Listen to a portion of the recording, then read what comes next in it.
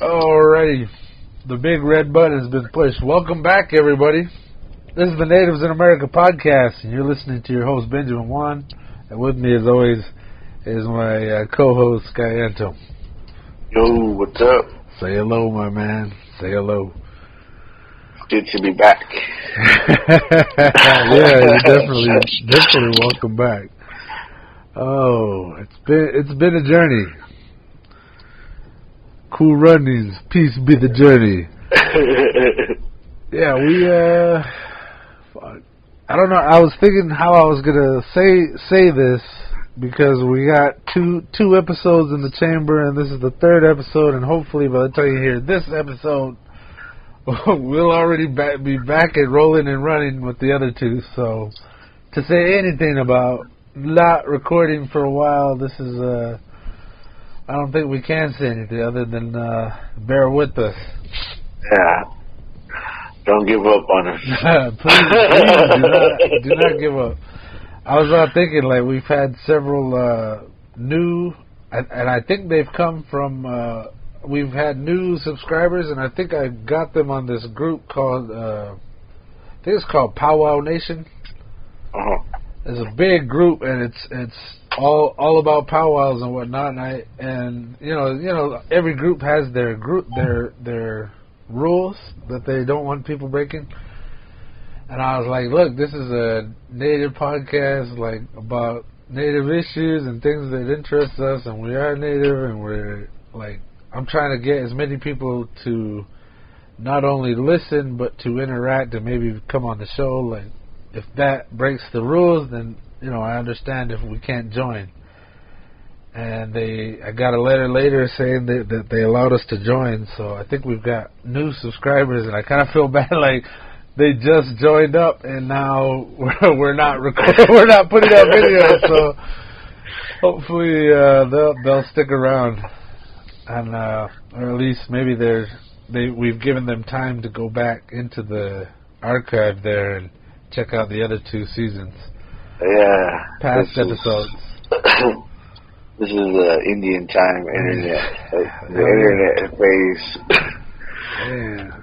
By internet standards, we're like years off. Years later. That's like 3 years in internet years. Yeah. Our show's got wrinkles now. Gray hair, just like me. Like, geez.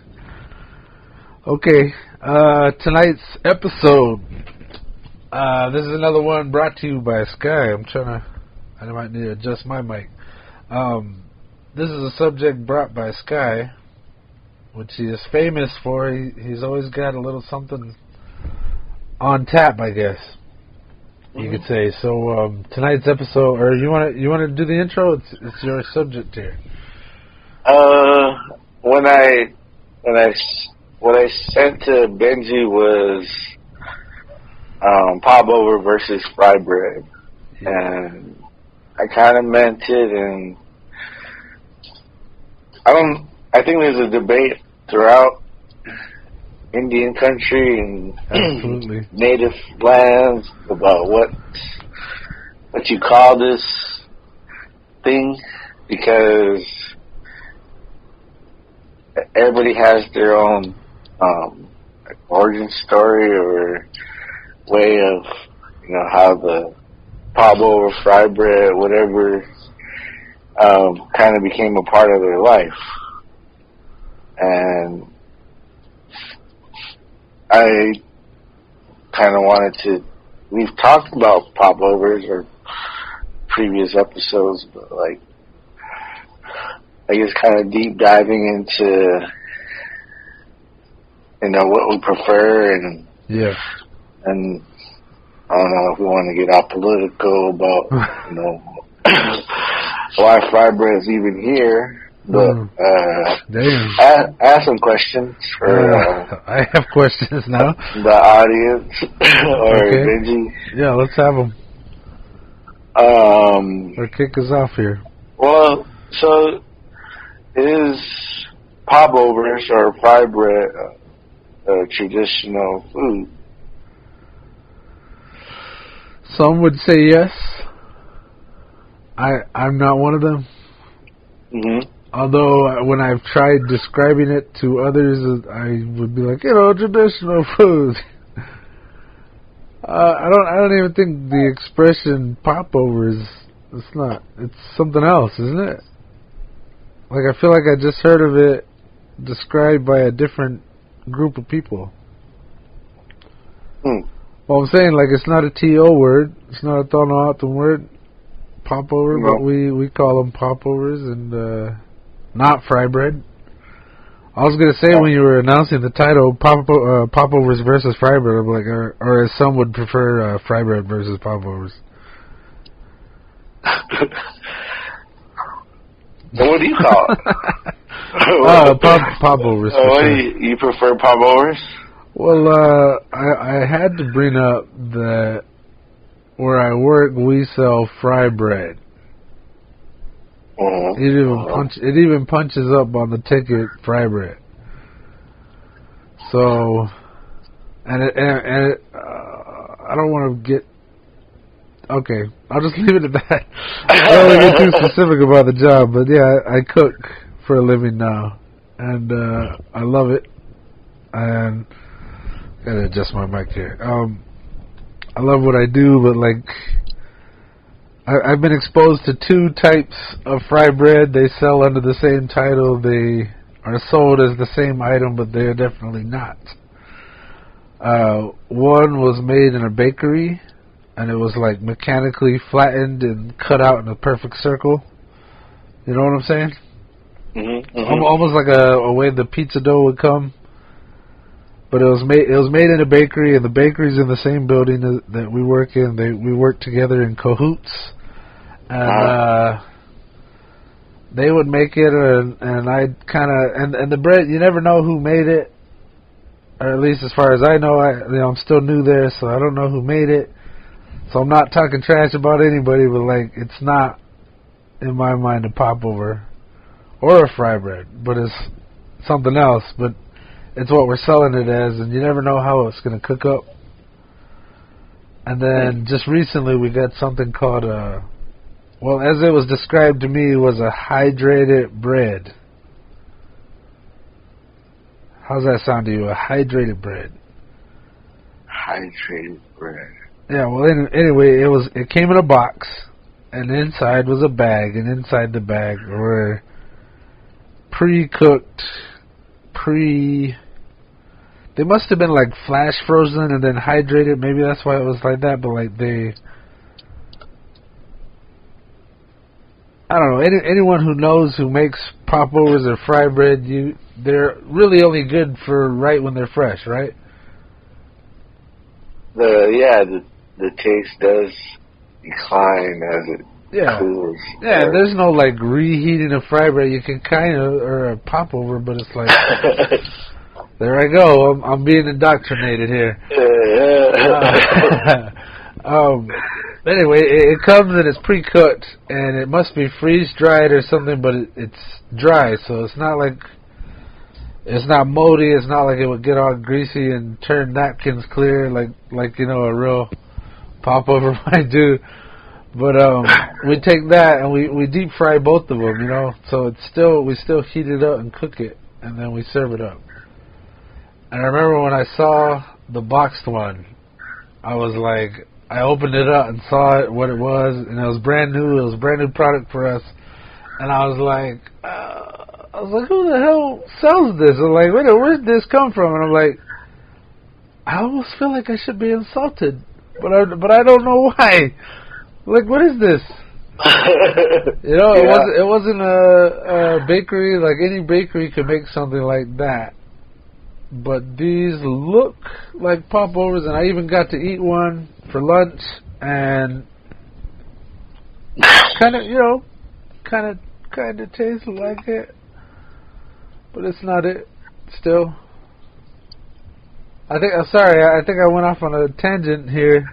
No, you're like tonight. I think on this subject, I'm going to be talking about making breads in general, and I'll tell you, the two products that we do sell, I still don't consider them popovers or Frybread. Like, I joke around. Like, I work with other natives and, you know, people who know natives and eat. You know, we're all Southern Arizona. We're all eating the same kind of stuff, and you know, they're aware of it. Obviously, everybody's aware of it, and it's still not quite that. And we all joke about it at work. Like, yeah, it's not, yeah. Almost, yeah, pretty close. the quote unquote, I'm doing quotes right now. The hydrated breads were close. And occasionally when those bakery ones come out and the dough's made right and kind of like really fresh, they get close. Yeah. Well, you're talking about like commercial kitchen where... Bro, the boxed one was as commercial as it got. Oh, yeah. The bakery, it's a commercial kitchen attached to several other kitchen-type areas. Mm-hmm. There's a person in a position for everything a kitchen needs. Yeah. I guess I'm thinking of like making bread for hundreds of people versus like, you know, maybe doing a couple dozen for your family. You know, like you say, you don't. Maybe you make enough just so that you don't make too much that'll go to waste because you can't reheat it. Yeah, they don't hold well. Yeah, but like in those types of settings, like I don't make bread. I mean, I probably could, but I'm like needing a recipe. But like I see a lot of people that make bread well that are, you know, they're not using measurements. They're kind of just going off of their own. Yeah. You know, kind of how they were taught. You know, so there's like a more organic connection to the food versus like you're talking about getting dough out of a box or whatever you want to call it. Yeah. But I guess even when I think of the fairs, like maybe the carnivals where they're selling Indian Frybread, you know, and that's how they're selling it. Let the Indian do it. But like when I hear popover, it's almost like a slang within the family of what we're making. You know. But I also think of like with other tribes like Navajo. A lot of times I see it advertised as Frybread, not popovers. But kind of side note, like what we call Indian taco down here, or at least Indian where taco. I'm from. Yeah. They call that a Navajo taco. Oh. So. No kidding. But it's almost it's the same general ingredients, you know. You know, all right. I got a trip out for you here. At work, we deep fry a popover, quote unquote, a fry bread. Sorry. Hydrated bread. Hydrated bread, fry bread, or a bakery one. And the bakery ones, they're like they kind of come like you know how hamburger patties are? There's a wax paper and then a frozen one of wax paper. They're like that. They're like that, but they're refrigerated and they were made and they were stacked and oiled and then they all have like cutoff dates for when we use them up, so it's not like they ever really make that cutoff date. But yeah, they're like that. We peel them off and throw them in the deep fryer. Oh, the trip out part is there are either two options. There's cinnamon sugar, which is we do powdered sugar, then like a cinnamon sugar mix on top. They're shaken, just covered, and then we do the red chili Frybread, and it's smeared with beans, topped with red chili, a handful of cheese, a handful of lettuce, and a pinch of tomatoes, and a salsa. So it's beans and red chili. There's no ground beef, you know. And sometimes that chili looks really good. I'm standing there looking at it. It almost looks like cohido, you know, some T.O. red chili. And yeah, like it's not. All right, so what does a Navajo taco have? Well, it has the hamburger and the pinto beans. Kind of as a mixture. Okay. And then lettuce, tomatoes, some type of salsa. I don't know where. It seems like El Pado is it's like famous out here on our res. I don't know why. I just think everybody knows El Pado, but I don't know how it became so famous, or has it just been around that long that we just know that's the good sauce. But I don't know if they use El Pado, but I just thought we should give a shout out to El Pado because they're talking about it. But yeah, I mean, pretty much like an Indian taco, like beans, pinto bean, not rice, lettuce, tomatoes, onions. Now some would do a deep fried corn tortilla and call it a tostada. What do you think about that? So a crisp corn tortilla covered in the same stuff, and probably has some bado on it. I'm okay with that being a tostada. Why? What makes it? I mean, I think we're going off the rails again. I think we're getting hungry. I see it in my head, and I'm just like, I want something. Today too, like normally you smear the beans on it, and this lady, she was asking about the chili and asked if we had ground beef, and we're like, no, we don't have anything on our line that requires ground beef. And we told her we had carne asada. And she didn't want it, so what she asked for was beans and cheese. And when I started setting it up, like I automatically smeared half of it and then poured cheese on it and then folded it in half. And that's how I would receive a popover, a bean and cheese popover in cells on our res. You know what I'm saying? Like, it just made sense, and I kind of looked at my coworkers as we all, like, there's like a standard that we all do, like it's the standard items in the box, and I looked around and I was like, like I was supposed to fold it, I just folded it and I only covered half. And they're like, yeah, that's how you take it, right? Like, yeah, I'd take it. I don't know. I guess you had to be just a little bit. And I was thinking with the red chili and the beans, it's a combo popover, and there wouldn't be any. Well, I guess some. Is that still an Indian taco? I don't think so. I don't know. That's like if somebody were selling on our res, would that be an Indian taco but just with red chili? Maybe. Or is it just the combination? The combination.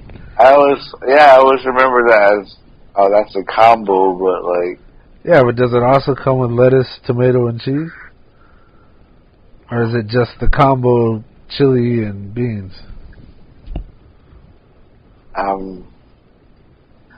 I don't know. Yeah, that's getting real specific. like you're the guy. Like if I said, "Come over, we're making Indian tacos," and then by chance someone made some chili, some coquito, it would be like, "Oh, I'm just gonna throw this on." Yeah. Well, yeah. If it's there, yeah. It's still a treat for me. I guess it's still an Indian taco, but it's with some chili. Yeah. But dropping that combo, bro. I guess, yeah. You don't. It doesn't have to be a combo. It could be just. Well, I mean, you're saying that with the tostada, like, there's this one joke where there's like, this person's asking like everything on the menu, like, what's the tostada, what's the taco, and she just keeps repeating the same, like vegetables, meat, and all the same shit. yeah. But I mean, I still think it would be an Indian taco with some chili, but yeah. They're talking about it like in a vendor's line. It's kind of like... Yeah, well, I'm also asking, if you were at the sale and you said, I want the combination, would it be the same... Would you get the same thing if you said, I want an Indian taco with red chili on it? If the next person in line said, I want a combination, would you be getting the same thing? I don't think so. I don't think so either. I think... with the combination is two of the main ingredients, but an Indian taco hat. Yeah, okay. It's already for the popover is already facilitating a place for, it's not like you need to add something. I mean, you don't need to add nothing else. It's good as an Indian taco, but if you're adding in the coquito, it's still Indian taco, but it's kind of on it. I think you just nailed it. Yeah. Okay, that's the end of the episode, everybody. I was just gonna throw in for the sake of your joke there, your argument there was then there's a taco burro. Oh yeah. I was wondering about that too, because it felt like growing up, it just seemed like the taco burro was just a new thing, really? Maybe we didn't. I mean, we ate them when I got older, but maybe when we were younger, we didn't eat them as much. But that's interesting. I felt like I learned that after when I go to a vendor, because I mean that's a popular item. I didn't mention it because it's not a popover, it's a tortilla or chimney, but. Yeah, I mean, how do you feel about I fucking love it. You're talking the taco burro? Yeah. I mean, Dude, I'll open that sucker up and just pour a can of Bado in it, and I'll tear that motherfucker up. All right. So I said I was gonna bring up bread making. I do not make chumut, and I kind of make popovers. And what's kind of a silly, ironic thing is I think I looked up Frybread online to make popovers. And just how I cook, they came out as popovers. And I still don't think they're Frybread. How about that? Well, I mean, when you were saying you love the taco burro, but oh yeah. There's nothing in the taco burro. I mean, it's just the ingredients that make the taco, but it's... Yeah. So does it even... Wouldn't it just be a regular burro? There's no element besides... Well, I think you could only get a taco burro on our res. Because I think of burro like I'm eating at Los Betos or something. You know what I'm saying? A taco burro would be... That just sounds like something I'd only order on the res. I don't think I've ever ordered a taco burro at a... Yeah, but I'm just saying there's no actual taco inside the burro. Yeah. So let it just be a regular burro with some lettuce and tomatoes. Wow. That's similar to what you were saying before. Yeah. And somehow we haven't mentioned popovers or tacos for a couple minutes. I don't know, brother. I think when I think taco burro, I see a chumut. Yeah, me too. Yeah. Like, I think whatever I would get here in town, I wouldn't enjoy it as much. And I probably wouldn't have any bado available. Something about bado. I don't know how that started. Yeah. Maybe just good shit's where it's at, you know? Like, credit is given where credit is due. Like, hey, this is some good shit. Let's just keep eating it. Okay. I like to hear that. Like, how far our bother goes back in people's dinner or in their. I guess how far it goes back. Do you like picante sauce? Dude, I was just thinking about picante sauce. I think every now and then I like to throw some down, like a medium to a hot on some chips, but like I'm not a huge fan. It's kind of, you know. Yeah. Well,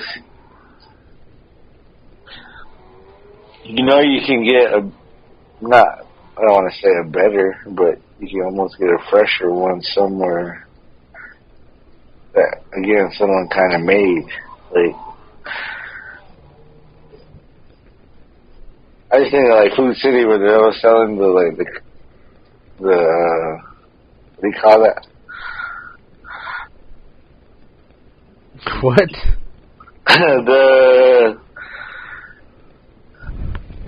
It's not the carne asada, it's the pico de gallo. What about it? I'm just saying, like, picante sauce is similar to that. Okay, but, like, okay, yeah. You're not getting that in picante sauce. You can get something almost fresher at a local store that probably someone made, like, if not in 24 hours, like, near the time. Okay, yeah. There was I think I brought this up before on the podcast. There's this, I like going to the carniceria. Like, it's a corner of the neighborhood, cornerstone of the neighborhood. And, yeah, like, I'll grab, they usually have, like, freshly chopped, and I don't know if it was pico de gallo. I think they would just call it salsa. And it was, well, I guess it, I don't know what I was picking up. It was just, let's call it pico de gallo. I grab some of that, like, if I was cooking out, I'd get some meat, some bread, like some tortillas or something, and cook it up on the grill, and I get like some kind of salsa. Anything with avocado too. But I feel like we've gone completely off the rails here. I don't think so. I think we're still off. When you have popovers, is it kind of like a treat for you?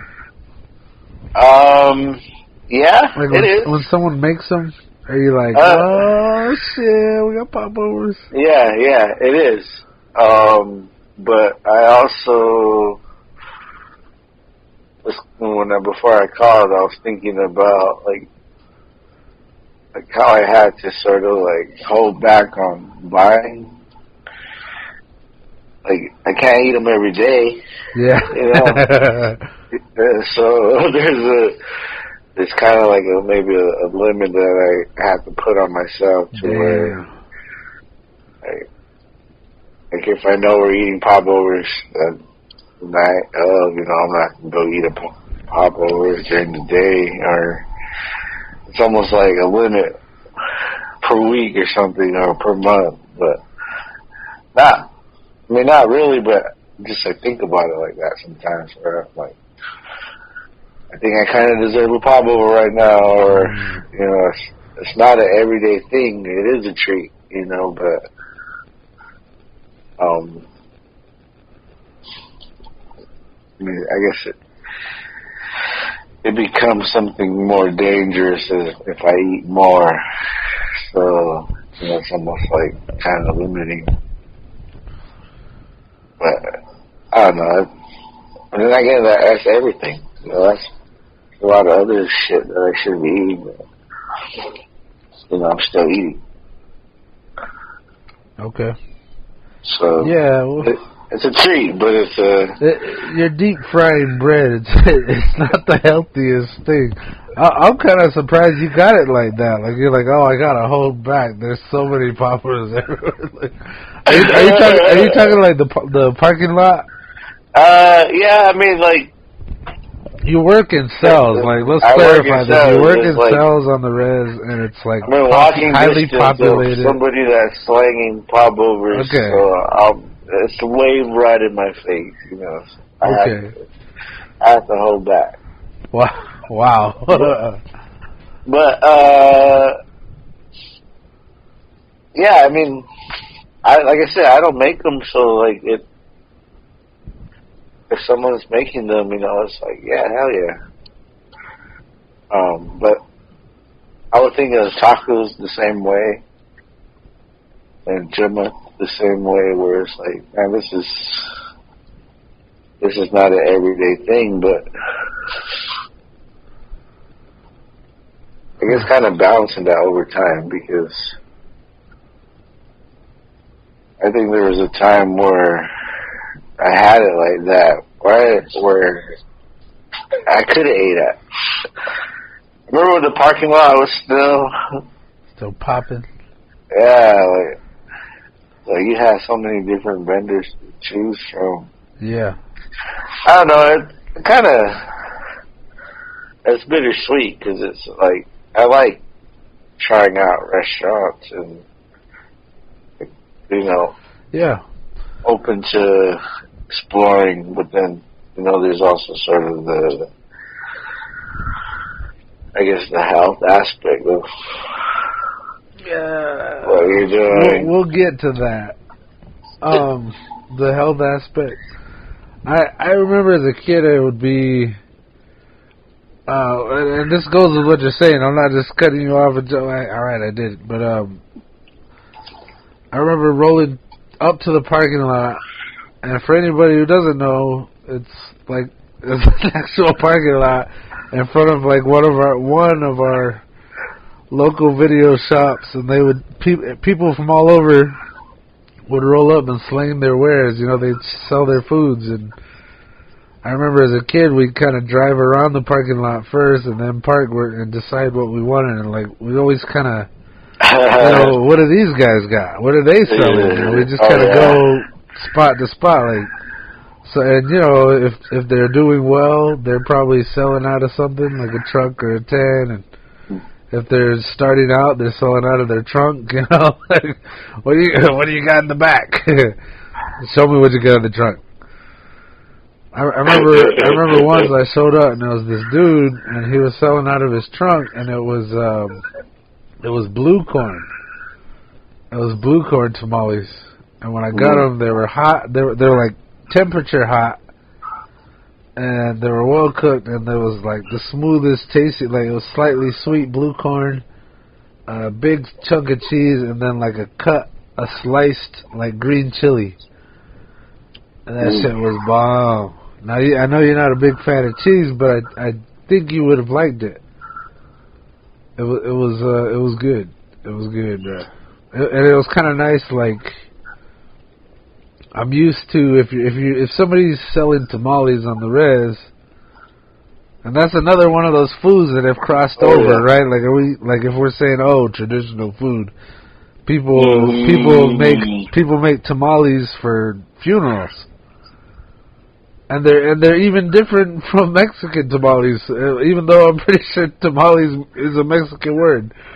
I feel stupid just saying that. Like, oh, I'm pretty sure. All right, but I'm saying, like, it would seem like a traditional food because people cook it for holidays and cook it for funerals.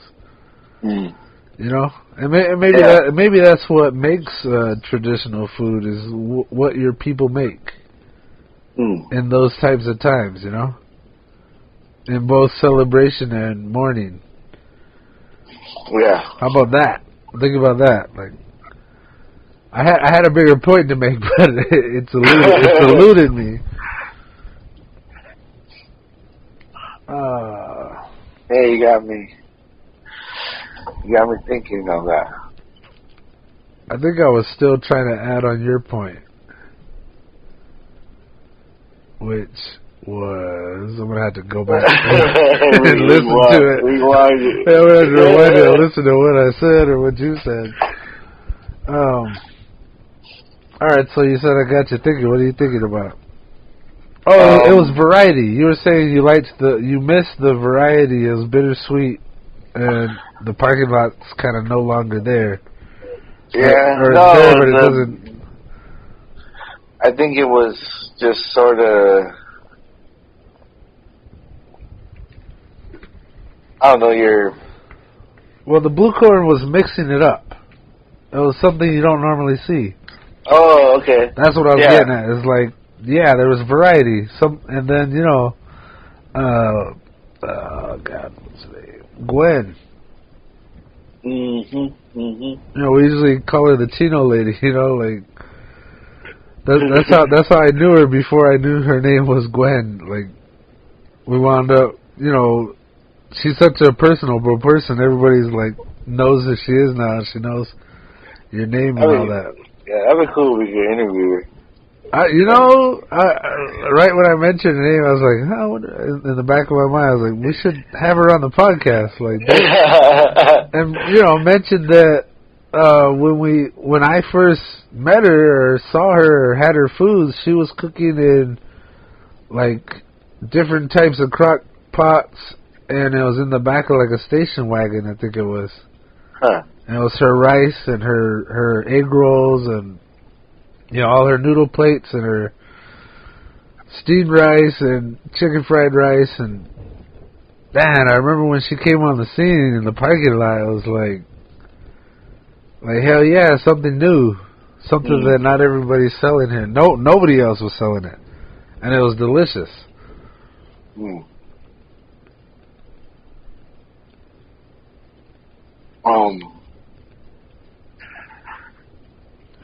I also kind of was thinking about how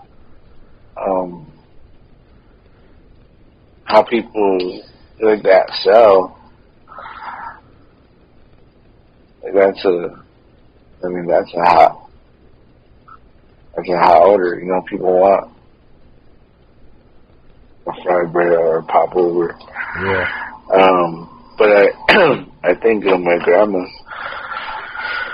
and she was working in Tucson, and like she would like pre-make the sandwiches. Well, I guess that is a popover sandwich, but like you call them sandwiches for lunch. But she would pack them and then slang them at her work, like as a way to make some extra cash.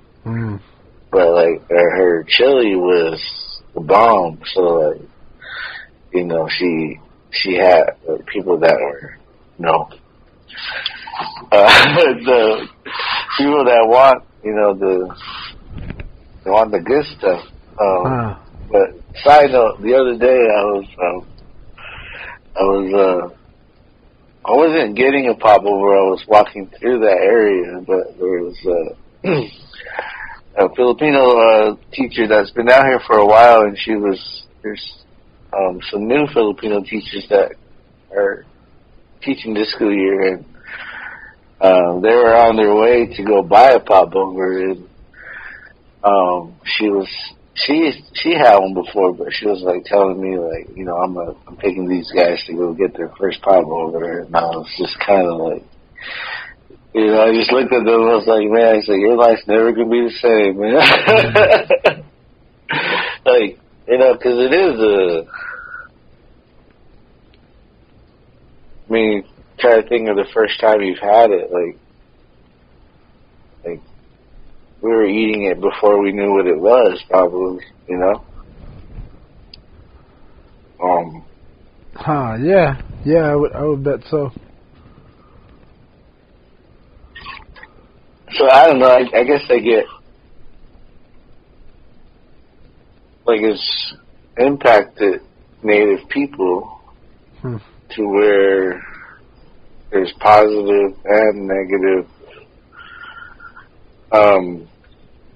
elements, I guess, about it, but then in the sense of traditional, like, it seems to be in our history long enough to where there's elements of tradition in it, where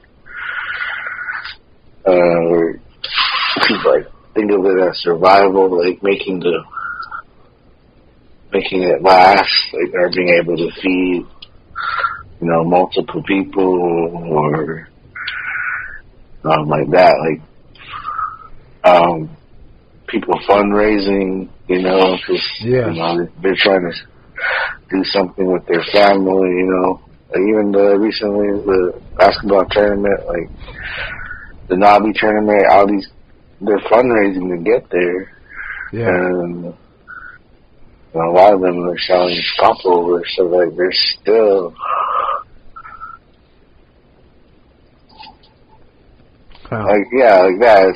Because I was, before you called, I was reading this article about this lady that was kind of saying, like, it wasn't a traditional thing and that we should boycott it because, you know, being more political and then, like, that health conscious of, like, it's, maybe there's not any traditional elements in the ingredients, you know?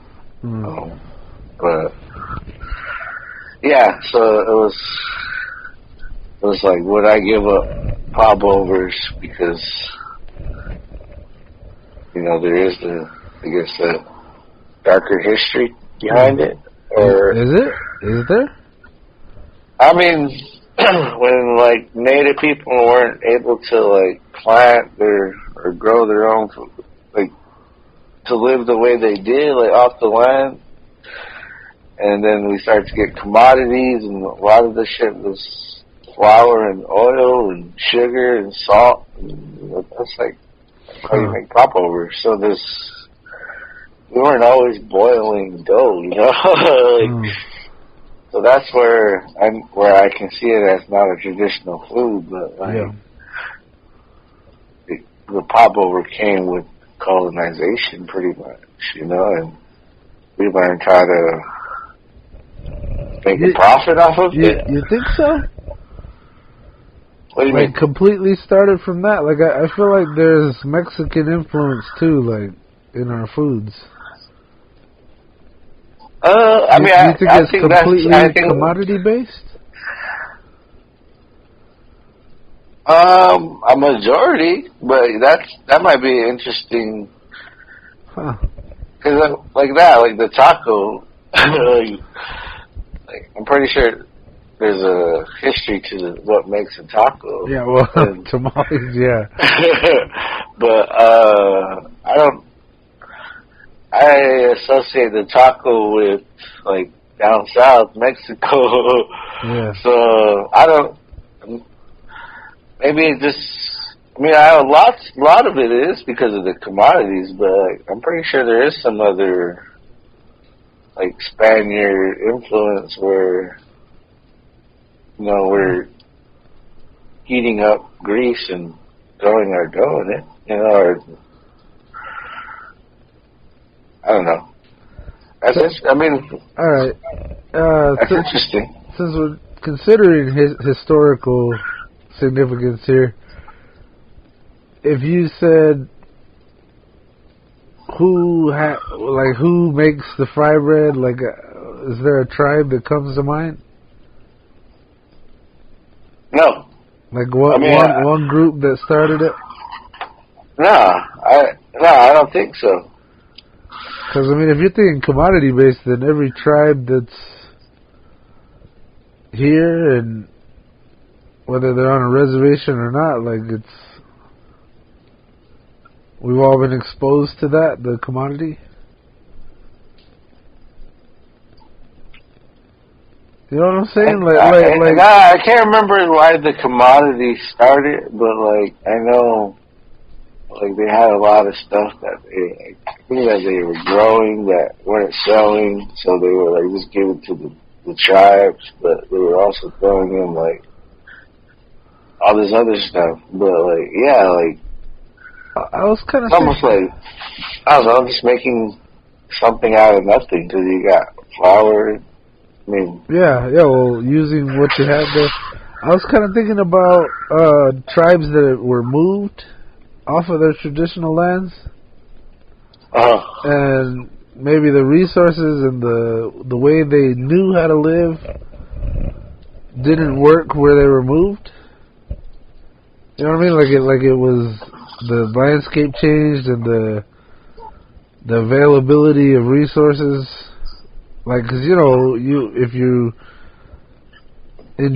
general, where your family sets up is some place where, near water, food sources, and then to be trained in that all your life by your family and their parents, your parents and their parents after that, and like generation after generation of learning how to do it in one place, and then suddenly you're uprooted and moved somewhere else. Like, I'm not saying they completely were unable to take care of themselves, but I'm saying that there would have had, and plus, like, the weather, like some of the places they were in was, covered in, 3-4 feet of snow, and they moved through that. Like,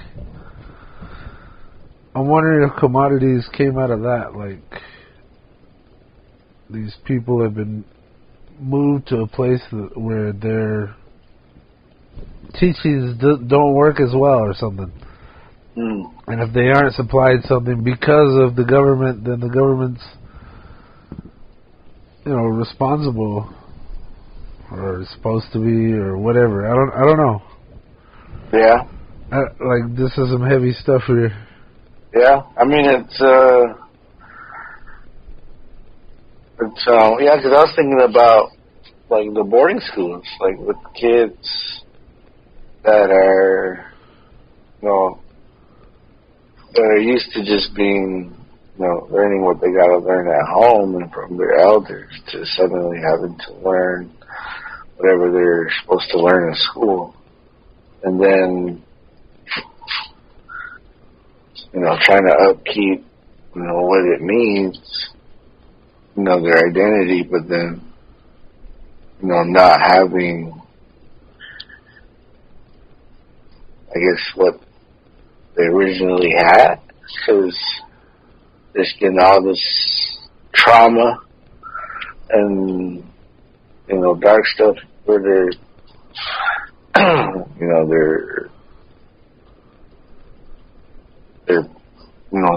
their tribe is almost no longer where it once was. But I also think that kind of plays into it too, where, I don't know, the Popovers almost sort of like a product of that shit, Wow. I mean, because I also think of, like, when we were in school and it was Indian Day, you kind of expected a Popover. Yeah, fuck yeah. I mean, I don't know how I feel about that now, but like, I'm just saying, as a popover sort of, I don't even know if you would say a defense mechanism, but it's definitely tied into like I said, the trauma. Mm. So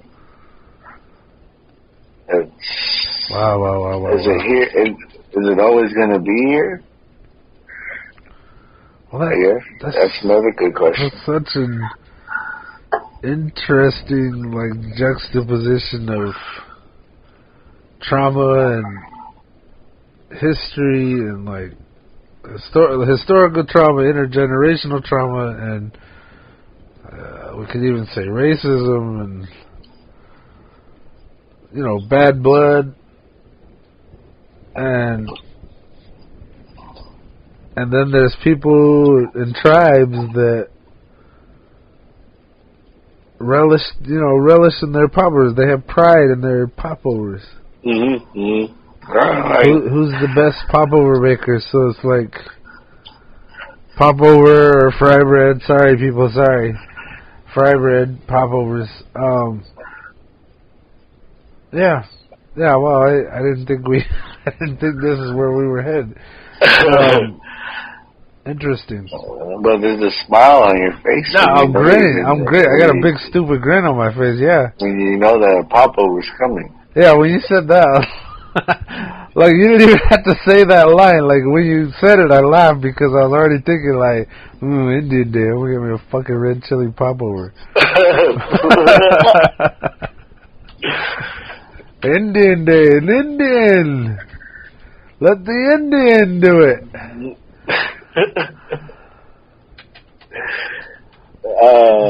So... Indian. Aha. Okay. So what do you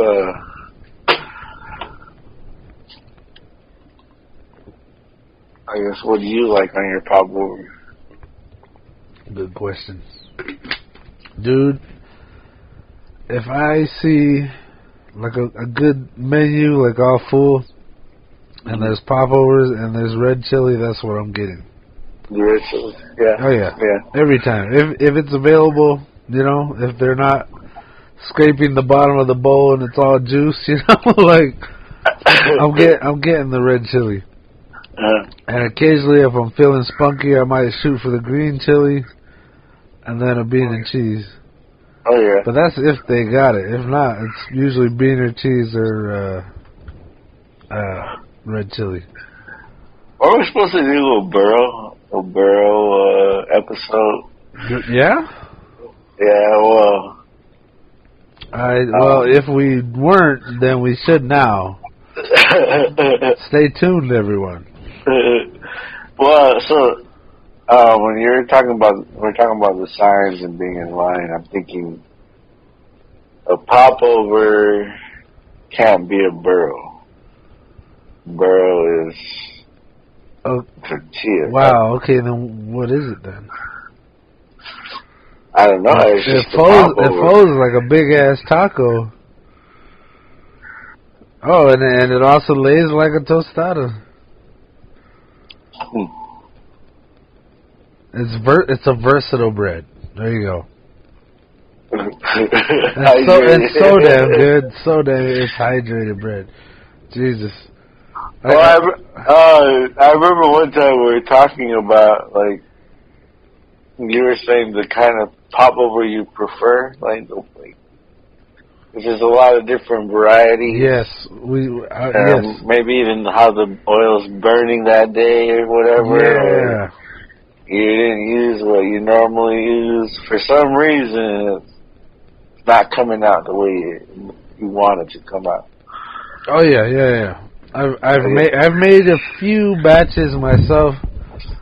Sometimes it comes out great. Other times I'm like, what the hell happened? But it's one of the least practiced breads that I make. I could probably count on just my two hands how many times I've made popovers. I mean, I like you can get one like fluffy, like very fluffy. Oh, I prefer fluffy, yeah. But like, if one's kind of crispy, I'm not complaining. I don't want it so damn crispy it snaps in half while I'm trying to eat it. And dumps the food all over the fucking floor. Yeah. I mean, but I do appreciate like hot out of the oil, you know, like right out of the oil and slap some shit together and. It's like elastic, but crispy, yeah. Fluffy. Yeah. Able to hold, you know, a good spoonful of that coquito. Yeah. You know, and it's not gonna rip through. And it's thick enough that even when you got a bunch of juice from the chili, it doesn't get all soggy. Or at first. When I went on the quest to start practicing and making a popover, I think one of the first ladies, like I said, during celebration and morning, we feed our people in the village, and there's usually popovers there. And a couple of the ladies that make the popovers in my village, I think she was using canned milk, like that carnation. I think it might have even been sweetened, or just straight up milk, whatever. It was canned milk. Okay. Is there another word for that? Condensed milk. It was condensed milk. So she used that, a bunch of flour, and it wasn't measured out, but she had this big ass bowl, and she just like digging right in, her hands like covered with an inch of moist, sticky dough. And I'd ask her, like, all right, what are you doing in there? What are you throwing in there? How much? You know, I'm trying to learn. And during my quest, that's how I started. And when I used the condensed milk, and I think she was even claiming that that's how you get the deeper brown, was using the milk. And I think that might have been right, but I never liked how it came out for me. I didn't make what she was making. You know, and it's definitely practice. But in the end, like I make about 4 or 5 breads from scratch, and when you make that many breads, you start to understand what you can and can't do with it. You know, you can add a little more water in the beginning, or you know, if you oil it enough, you can bring a really dry dough back to life. Like if you added too much flour and it comes out all fucking like dusty and dry and doesn't want to stick to itself, you can kind of oil it up and let it sit and then rework it. So once I've done enough of the doughs that I make, all the way from very sticky to dry, you notice little things that change between those kind of things, like very sticky and popover, from my experience, is a really almost always stuck all over your hand when you're making it. And I think part of that is to make it a little more pliable, a little more fluffy, a little more. You can use damn near the same ingredients you would for a chumut as a popover, but when I seen people make popovers and when I make popovers, I'm shooting for that sticky, where it's all over your damn hand, and when you're done making it, you gotta like tear it off your hand. Okay. And then if I'm making like yeast bread, it's a dough, and I'm finished with it when it no longer sticks to my hand. So it's dry but moist. So whatever that means to the bread makers out there or our audience. I get you. Take from that what you will. But okay. So through experimentation, I feel like at some point I made popovers, and I've been doing it like that ever since. And it definitely, I don't use condensed milk. How about that? You've seen someone use it, and I've seen a pro. My we're kind of related, and we're in the same village, or we are related somehow, and they were good. They were delicious. They were a popover. And I still don't think I make them like her. Like a pro, somebody who knows what they're doing. Yeah. Has done it a million times. Like, for me to make them is usually like a special occasion. I shoot for fluffy, and they're usually kind of small, like plate size. And that's another thing, the size that we should get into here. Yeah. You know, now that like you can see other tribes on like YouTube or TikTok, like you'll see their Frybread or Popovers, and sometimes I'll see these little ass ones. Like, man, that's they're like, you have to squint your eyes to see it. Like, you call that a Popover? What is that? The hell is that? Yeah, it's just interesting because I remember for a while. I mean, I think it's still a thing where like people are trying to be healthy and maybe telling you not to use lard or using a different kind of oil or using wheat flour. You know, like still trying to get best of both worlds. But I think that was another one where I was like, don't make big ones, make small ones. Yeah, exactly. Golf ball size or size of you mentioned reservoir dogs earlier, or reservation dogs, and the guy had like a music video, his dad, and it was like a Frybread song. And he was making them small, or at least what I think is small. They were like the size of a Danish. And that was their traditional.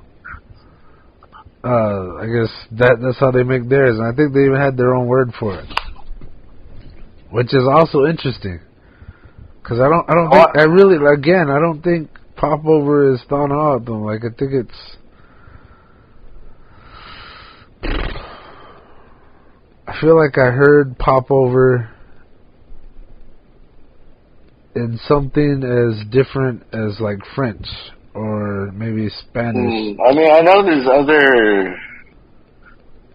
I think we both talked about that, but there's this cookbook that we have, and there's something in there for popovers, but it's not. Yeah, exactly. Betty Crocker has a popover.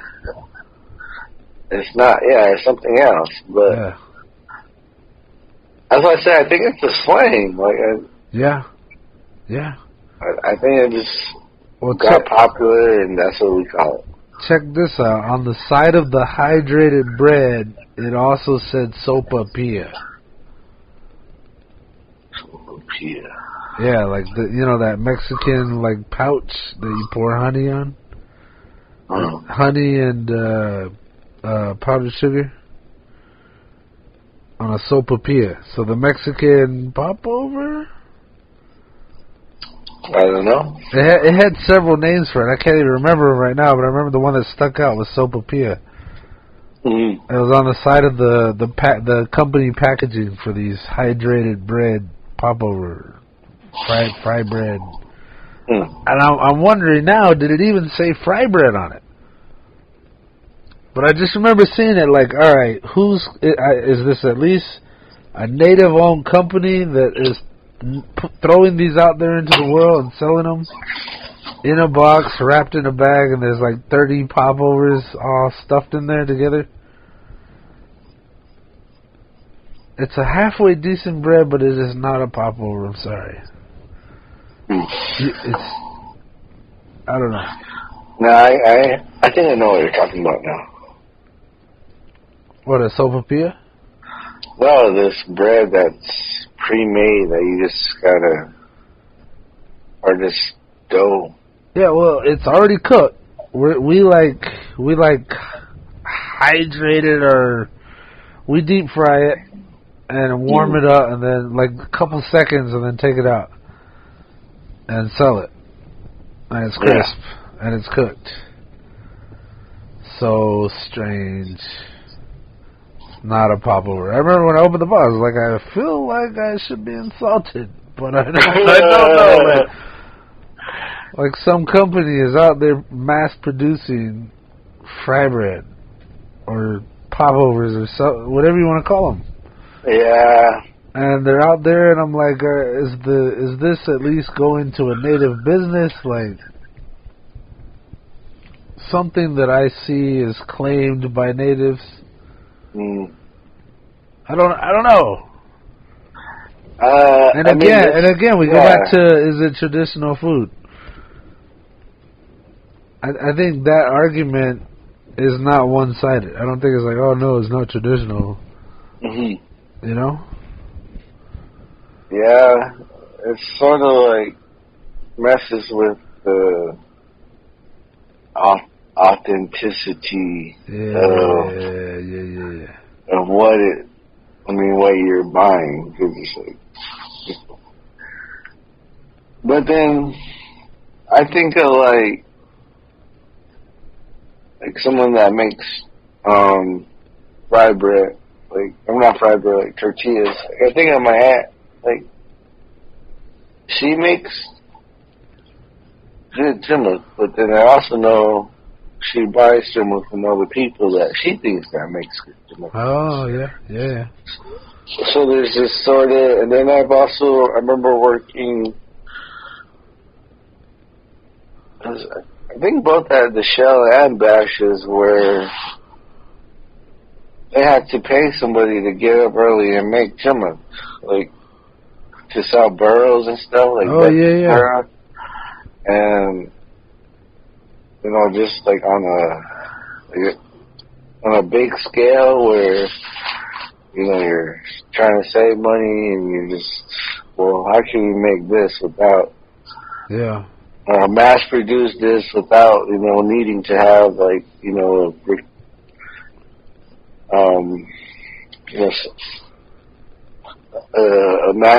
mastermind that makes dough like a pro, sort of. It's kind of, I don't know, it's a weird thing now. I mean, it's a weird thing thinking about it, 'cause it's kind of like... It was probably produced in a commercial kitchen, too. But it's which is another whole other level of me going, well, then what the hell is it? But it's like trying to mimic something that was more real, but it was coming from a smaller source. Yeah, exactly. And it kind of loses...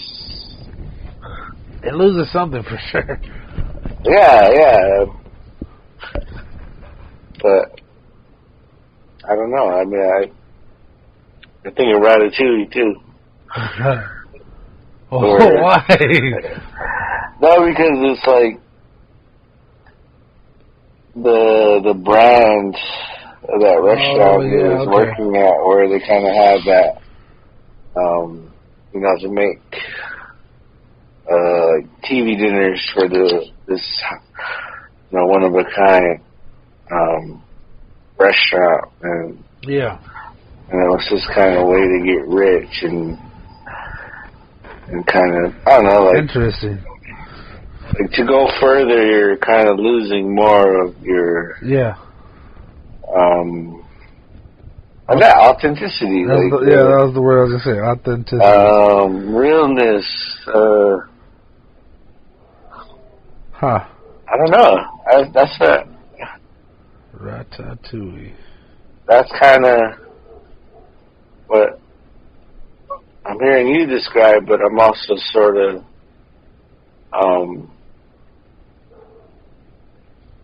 I guess trying to show love to the people that make the dough, and that that can make popovers and Frybread, because it's not, like you're saying, it's not the real thing when it's coming out of a box. It's like someone has to organically mix these ingredients. Not everyone's gonna, even if they have the same ingredients or access to it, they might not ever make a good popover. Yeah. So it's like, you know, be thankful for whoever's making your popovers. Yeah. You know, you owe them. Damn. You were just earlier when you were talking about making tortillas or chummas and having people make it for them to sell. Mm-hmm. I was thinking about my cousin's Nana, and she's a she's a pro at I'm gonna say at a Wakiro chumma, so cowboy chumma.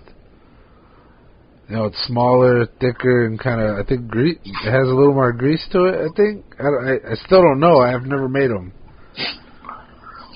They're smaller and a little thicker. Yeah, it might be the grease. Yeah. She's a pro. And she still sells. She's getting up there in age, and she still rocks them out and does like a week sale, like a weekend sale, and she sells out. And I'm like, Dad, I just want to learn from her and like from a pro, you know, like somebody to really show me what's up, because I would love to make those. They're delicious.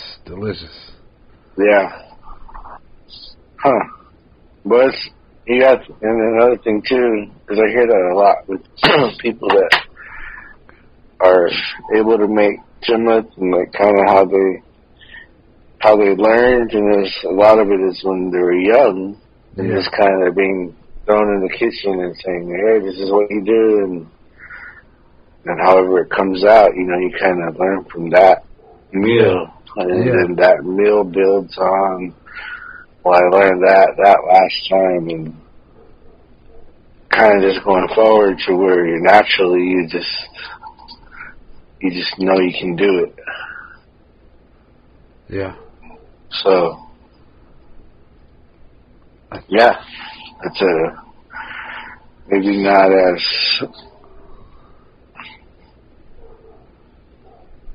recognized as, you know, what someone can do. Yeah. I think the first bread I learned was from my dad. It was the poor man's bread. And he kind of, I think the only thing we measured was the baking powder, and it's like a giant. I think you've eaten it with me, where I've brought it over and gave you some. It was a pan fried, very thick, basically a pancake, but not sweet, nothing like that. Just something you have with beans. We always had it with beans and dipped it, but it was like. It was one of the first breads I learned. He showed me really quick. Like, it was poor man's bread because it had very few ingredients. And, and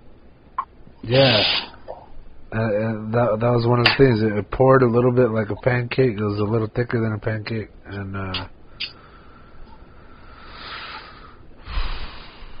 that was my beginning into making bread. I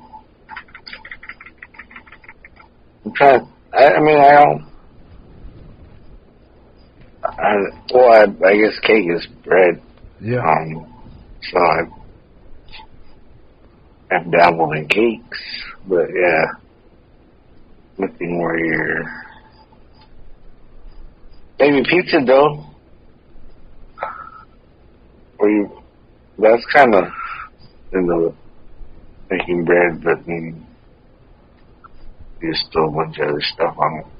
You make pizza dough? I have before. It's been a while when you know, with the yeast and kind of let it rise. Yeah. But you actually make the dough and, you know, add flour if you need it, and it came out alright. I consider I'd rather somebody else call me it than I call myself it, but I'm sort of a pro at making yeast bread. Bob's Buns. Yeah, Bob's Buns, and I say the pizza dough. I made pizza dough for Peter Piper. and their recipe is damn near the same, only it's much more technical, like weighed out and measured. Everything's measured and done equal every time. And I could say that a pizza dough is very similar to a yeast bread, and that you've made whatever you made was probably a yeast bread, and then you turned it into a dough, like a pizza. I think you're right. I think I also made one where you didn't use yeast, because there's a lot of different. Yeah. That's another thing I learned too. Is there's a lot of ways to make a lot of different kinds of breads. Like yeah. Even like what we think a loaf of bread is in the store. Like I don't know. Like we could make that if we practiced and actually put that time. Yeah. But I don't know if I'll ever put in that time. I want to learn. I still want to learn like a sourdough and a French bread, something with like a really heavy crust. That would be pretty cool. I was thinking about getting a bread machine to make like jalapeno cheddar bread or something. Where you just slap the ingredients in there and let it make it for you, like even cook it.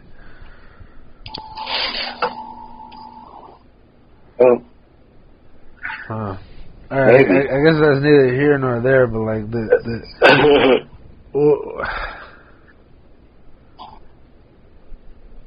I like that bread is involved in every culture. Or maybe it's more correct to say wheat or flour. Yeah. And like I said, like the whole debate of are popovers traditional? It's more like, again, like I said before, what you cook when you're during ceremony. I think we've brought up this word before, and I enjoy bringing it up because it's very interconnected with culture and identity. Is your ceremonies. And we, as Thanatum and several other tribes, but I'm talking Thanatum, we ceremonially make popovers and chili and beans and jummet. And I think in that regard, it's traditional food. It's what's practiced and used in ceremony. Now, I'm using the term ceremony kind of broadly because there's also ceremony for a tribe that is unique to our tribe and everybody else having their ceremony. Oh God, I'm getting a cramp. So yeah, I guess I'm kind of doubling back and saying that I think I brought this kind of thinking in on marriage as well and society. It was like, all right, whatever a culture is practicing dictates whether or not it's traditional or culturally significant. And like I think we even brought it up in the episode of The Trouble with Honesty. And I just said, or for marriage it was like, this is a ceremony that is still used today. So our culture, our society as humans have chosen to keep it alive and continue to use it. Yeah. And in that same regard, I think food plays a huge part in tradition and culture and ceremony. And,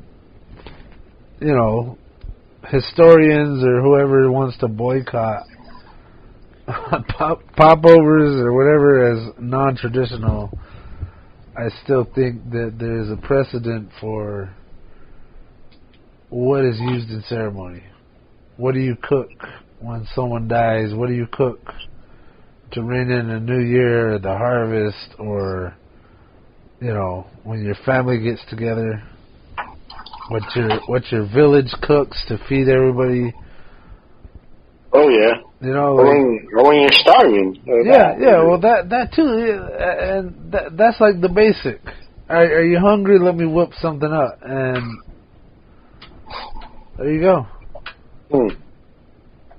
That's the basis of it all. Is what you make at home. Oh. What do you make for yourself? Yeah. Or feed your family. How about that? What you feed your family?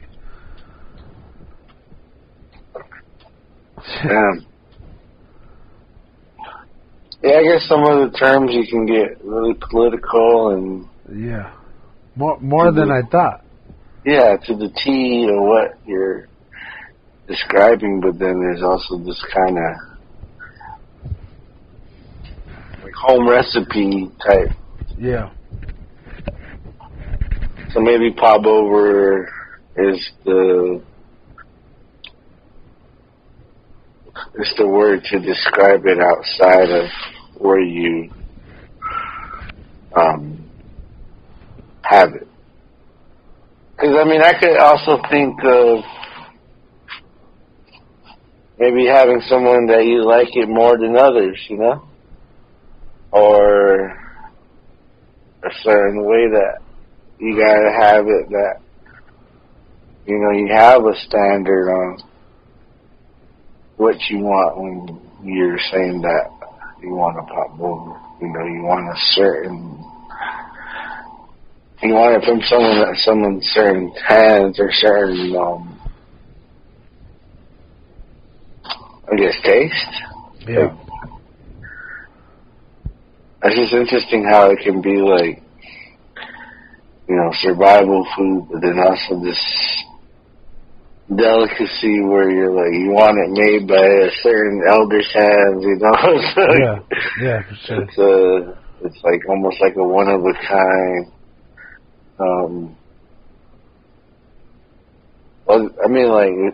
We're talking about chefs or famous chefs. That's kind of what it is. But it's almost like,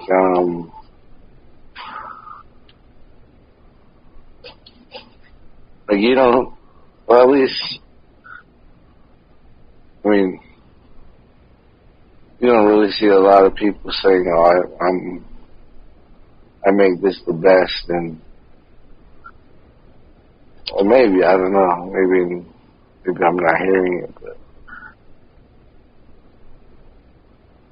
there's no one out here saying that they're doing it, like their dough is the best.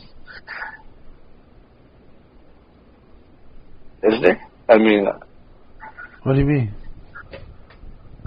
Like in competition? Or? Yeah, like in competition, but then also where, like if you're saying you're doing it the best way, you almost kind of like taking ownership of it and being like, if you want the real thing, you gotta have it my way. But it doesn't seem that. It's almost like it's to each their own to go where you want to not get it, but also like, I don't know. It's just a unique. It's a unique thing. Yeah. But I think it's because of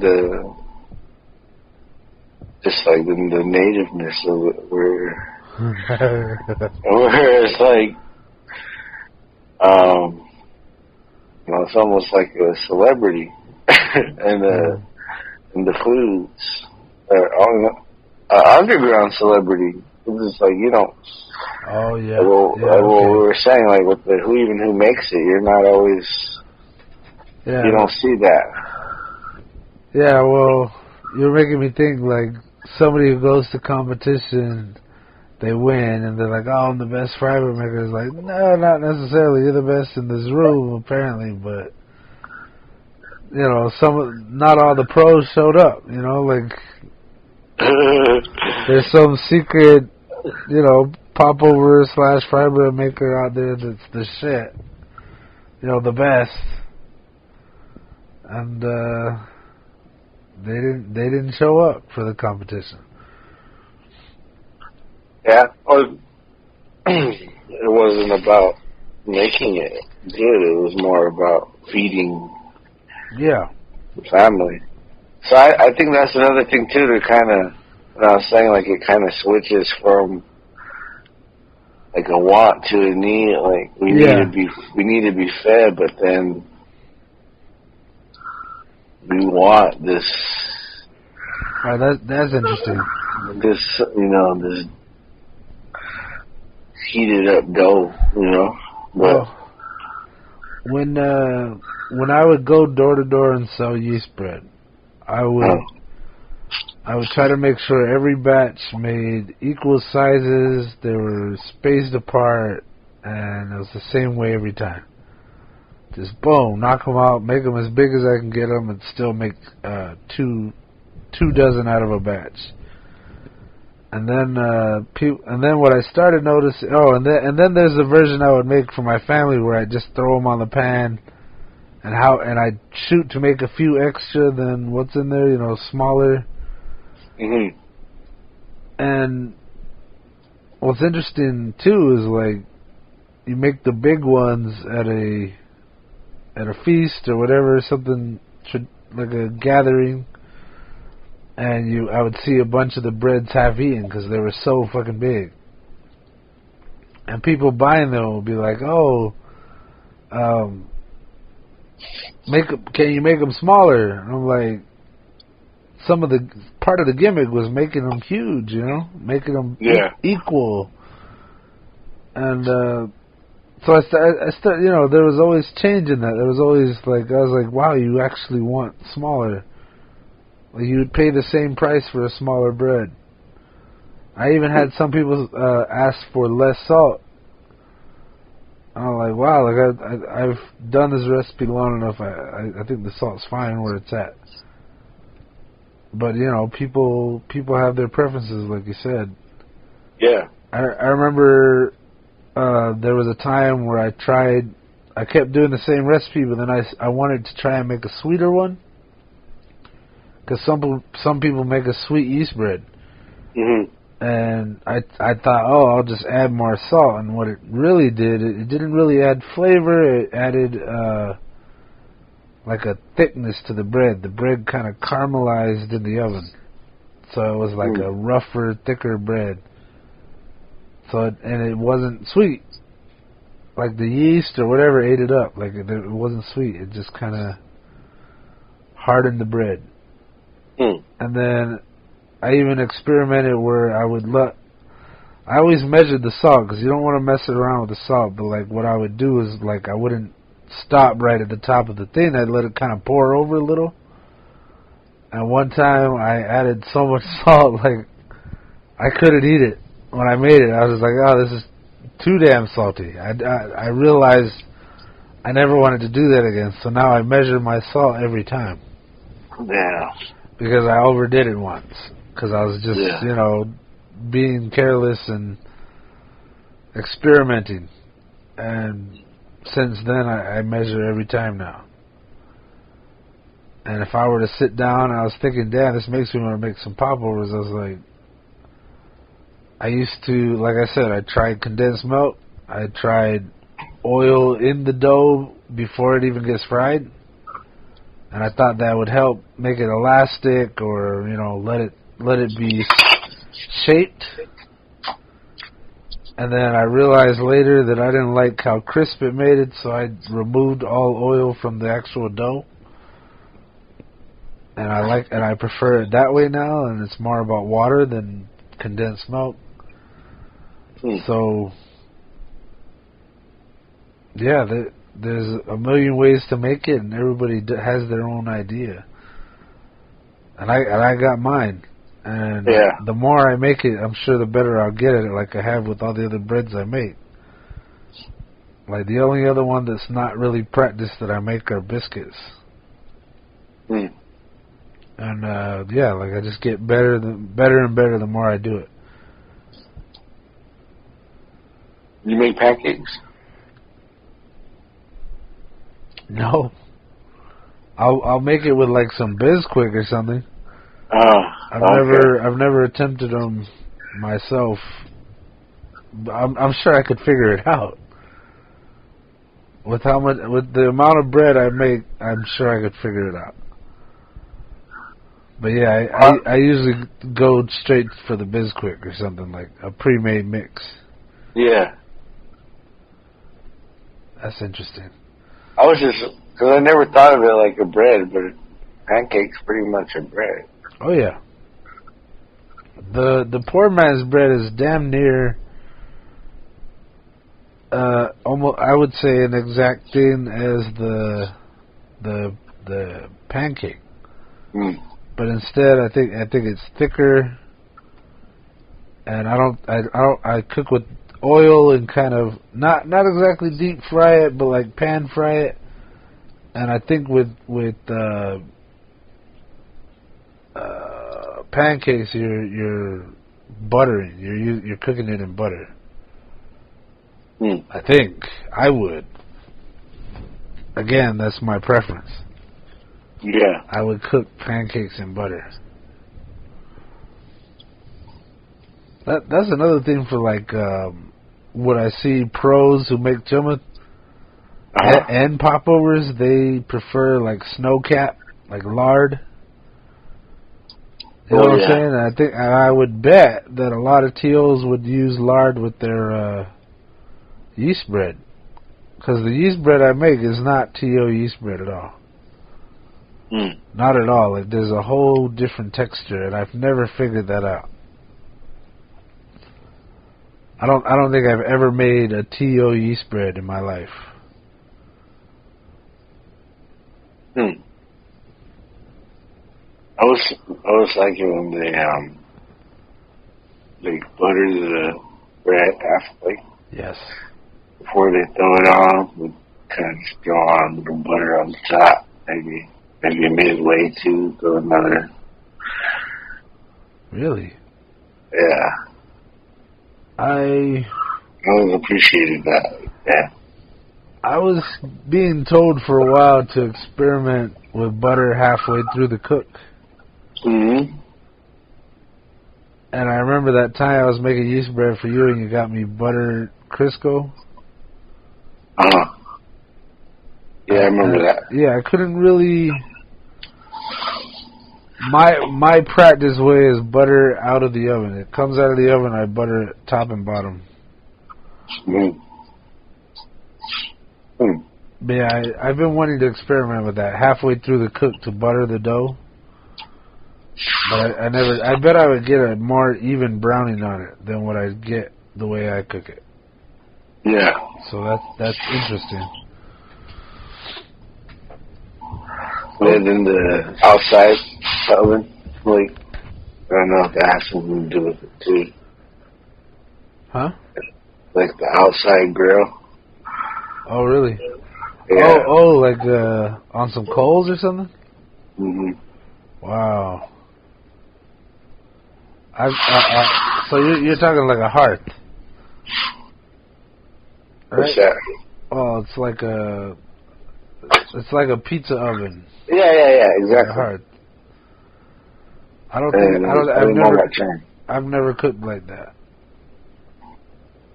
I would like to try my bread like that. Like, just take a batch and cut it in half, and then make 2 loaves and just throw it in like a hearth. I bet that would be bomb. Yeah, I think so. Maybe fourths. I bet it would be better in fourths. Maybe. That would be like 6 buns worth. Each fourth would be 6 buns worth of bread. You ever seen this? I don't even know what kind of bread to call it, but it's like biscuits.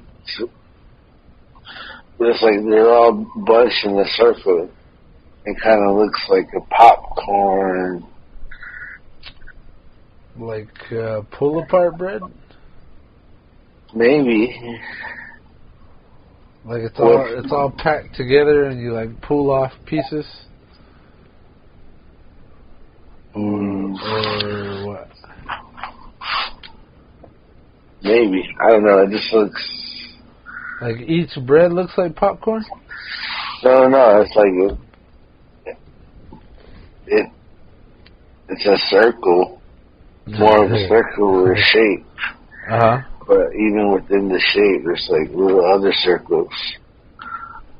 And it just kind of makes like I don't even know what to call it. I mean, that's what I mean. I don't know. I see it, but that's a unique looking bread. Okay. Yeah, I gotta see this. You're gonna have to send me a photo. If I see one, I'll send it. But yeah. But let's get back to the Popovers. I was thinking earlier as we were talking, I was thinking I would like to do like a tour of reservations and see what they got. You know what I mean? See what they're making, see what they're cooking, and how it tastes. Wouldn't that be cool? Oh yeah. Aren't the Bear Beans coffee guys? Aren't they from up north? Yeah. I wonder if that wasn't she saying his lady wasn't she saying she made her own traditional breads? I feel like she did. I don't know. We're gonna have to have her back on. Yeah, I know. We got to get them back. Yeah, it's been a while since they've been on. We should have them back on. It's been a while since they've been to sales. Oh, really? Well, they got their own business now, bro. They're set up. I know, they're popping. They're hooked up. We got to go see them. You know, that would be a cool trip. Go see them and record in person. Oh yeah. Well, we don't even have to record, but I'm saying that would be a cool thing. Oh yeah. Either way, I mean, I've been wanting some good coffee from Bear Beans, of course, but yeah, I haven't. I've been drinking coffee lately, but it's different coffee. It's kind of throwing me off.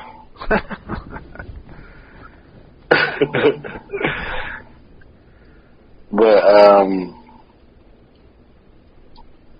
like almost going to different reses and trying. Whatever their comparison to Popovers are, maybe tortillas or whatever else they make. Chumma.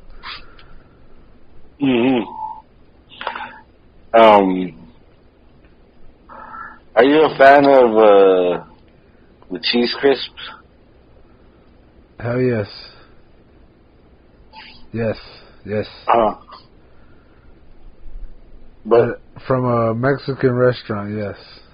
Like so do you ever make them at home? Like if you have chimney? I have with chimney, and it's probably the closest thing to it, don't you think? Yeah. I mean, I don't know. Wait, do you? I mean, I don't like cheese, so... I know, but do you? Because I know you eat some cheese, so... No, not really. I mean, I know, I associate cheese crisps with Mexican restaurants, and that's for the first time I've seen them, but like... Alright, but did you eat them? Nah. Okay. I was like, I don't even eat them. Like, they'll make them now, and I won't eat it. It's cheese. Cheese. Yeah. Okay. All right. Yeah. I was like, what are we getting into here? Like, I found another. We've fallen upon another item of cheese that you would eat. I was like, oh, let's see this. No, but I'm just saying, like, these you call them recipes or names for foods that,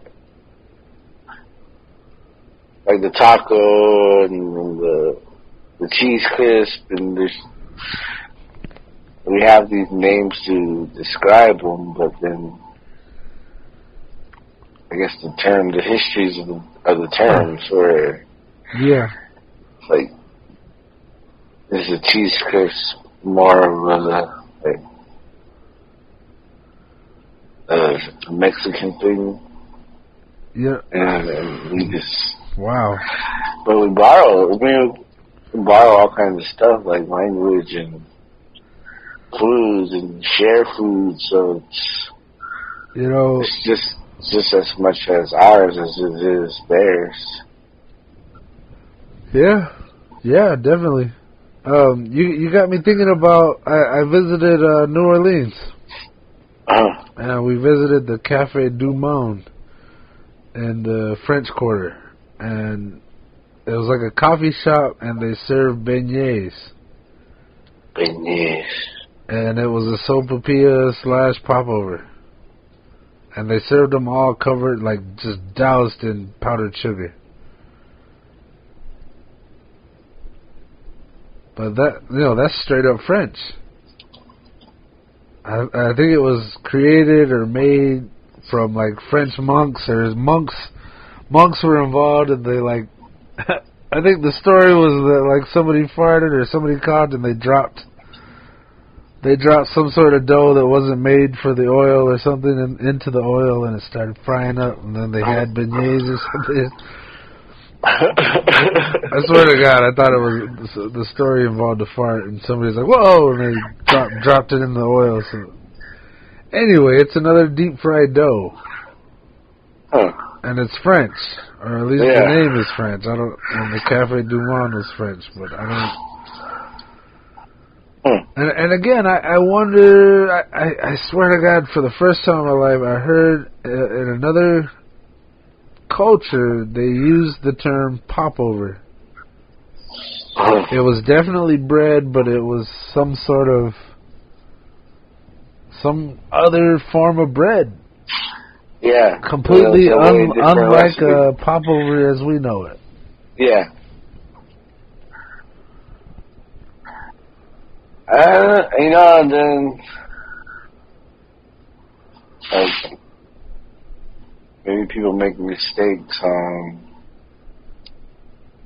what they call something, or a misprint, and suddenly that's a pop over. I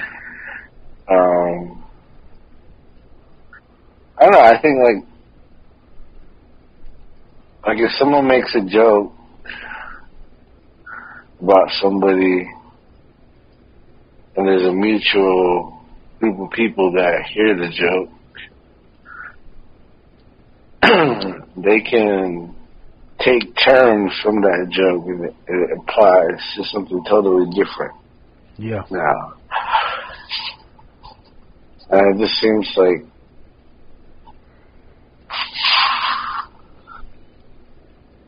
I'm not saying that's what happened, but I'm just saying, like, what if it was just a joke and then it just kind of caught on? Now it's, I don't know, anything like even society where it needs a term versus like I think a goulash. Like goulash could be anything, but goulash. I mean, I think everybody has their own version of what should be in goulash, but from what I've always known, it's just sort of just mixing all kinds of shit together. I mean, at least, you know what I mean? Like, yeah. but they ain't selling goulash. Yeah. You know, at the vendor because it's Yeah. not a good. I mean, I don't know. It's not Interesting. Yeah.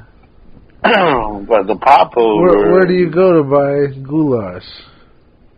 That's interesting as hell. Yeah. All right. Yeah, and then every Tucson Meet Yourself and Indian Day celebration, there's gonna be a popover / Frybread stand. Mm-hmm. Yeah. You know, you got me thinking about the pita bread, and we went to an Indian restaurant, and we had something called it's either naan or nan or naan. I think it's naan. I feel like an idiot just saying it. I think it's like NAAN or NAHAN. I can't remember, but it reminded me a little bit of like a pita bread stuffed with a little bit of cheese and some heavy seasoning on it. It wasn't super soft or fluffy like I would think of like a Navajo popover, but it was like I would say it was closer to like a pita bread, and like it had like a pocket in the middle, and it had a thickness to it on the outside, like I guess you could say a skin, and different parts of it kind of chewed like a cracker. Okay. Or maybe that was a totally different bread. The one came out like a cracker and it looked crazy, and then the naan came out, or the nan, and that was good. It was good. It was good? Yeah. We had one that came with lamb, one with I think pork maybe, and then another one that was just straight up. It was like herbs, garlic and herb or something. Huh. Because we were sampling it. We had never been there before, so we sampled a little bit of everything, and it was delicious. Again, not a popover, but it was that you could definitely say was a traditional bread. Yeah. Of the Indians, Indians, the original Indians.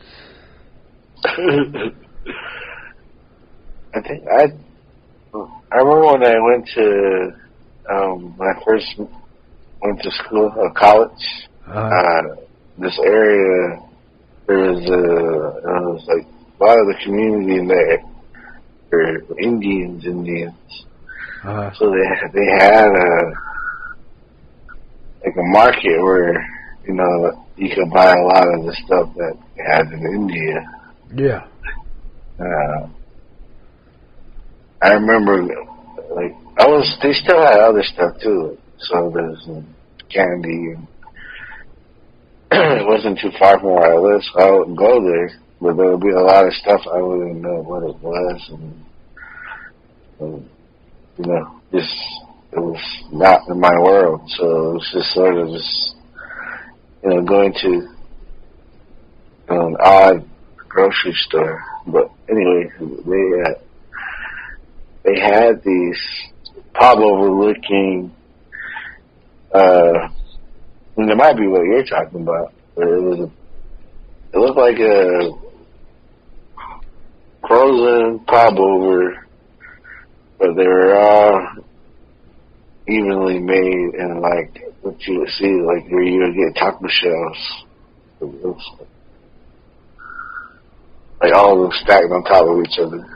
You buy like an 18-pack or something. And it would just be like, hey, those look like popovers, but they're not popovers. They're whatever they are. It's not from. At least that's how I was thinking, but like.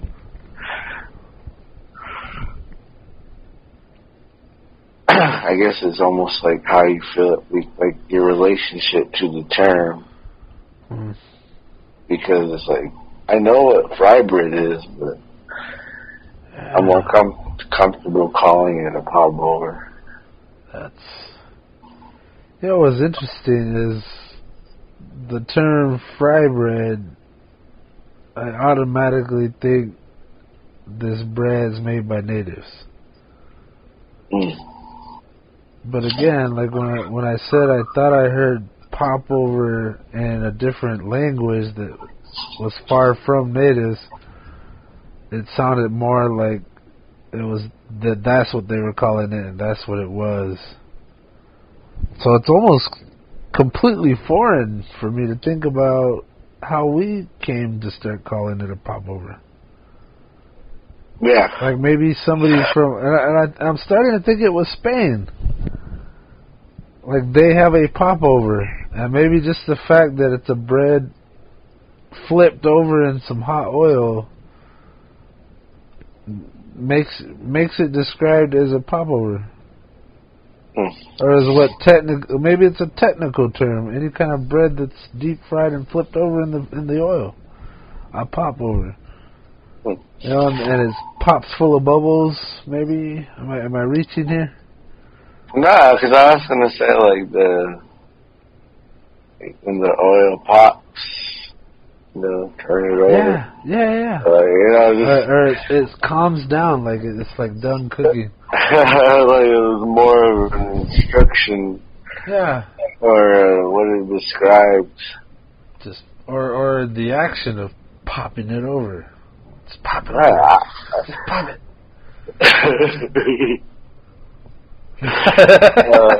I remember, I don't know, going to YouTube one time, but this was a long time ago, but there's these kids, they're from another tribe, I don't remember. I just stumbled upon a video, and I think because I was looking up Frybread, and these kids were making it. They're filming themselves. I mean, it was more entertaining, but they were making popovers. I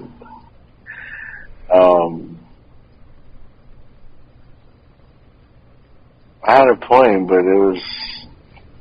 Well, describe the video. You brought up finding a video on kids making popovers.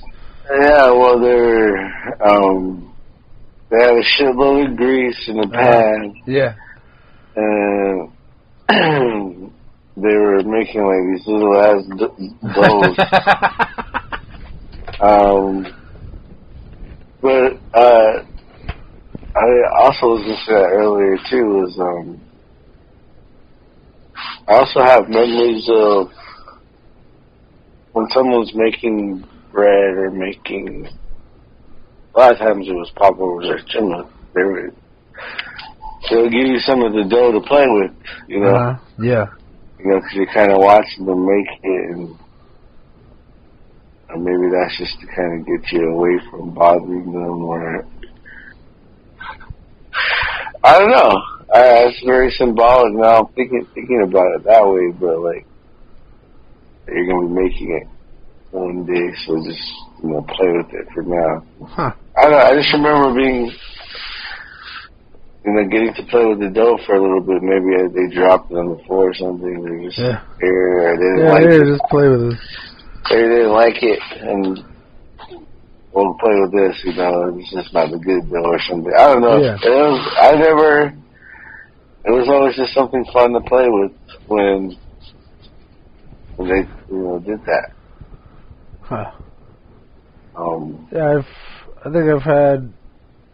Ava, Augie was never really into it, or maybe I never made it around him when he was around. He'd eat it. He definitely likes eating it, but I don't think he was ever around when I was making the dough.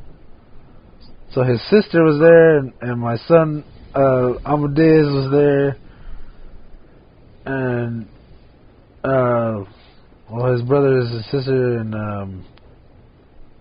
I think I've done it with Daniel and Nadine. It was like I want you to practice the yeast bread with me. Yeah, that's a great way for you to get involved as a kid, Yeah. Give him a ball of dough, or like I'll let my son come over, and like there's a point where you gotta like mash the dough and knock all the gas out of it. Mm. And I'd bring him over and just let him go to town and just like beat the crap out of the dough. Mm-hmm. You know, washing his hands, of course, people. And, yeah, that was good. That's awesome. That's,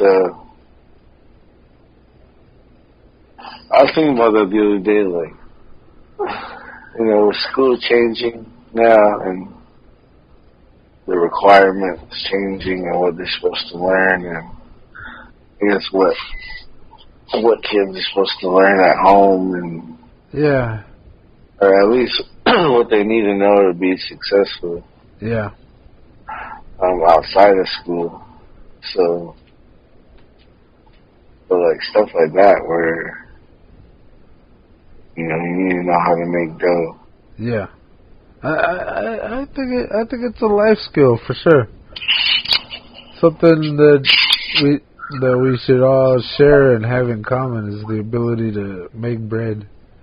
Mm. There was a few times here, or you know, at home where we'd run out of bread, like store-bought bread, making sandwiches or having toast with our breakfast. Yeah.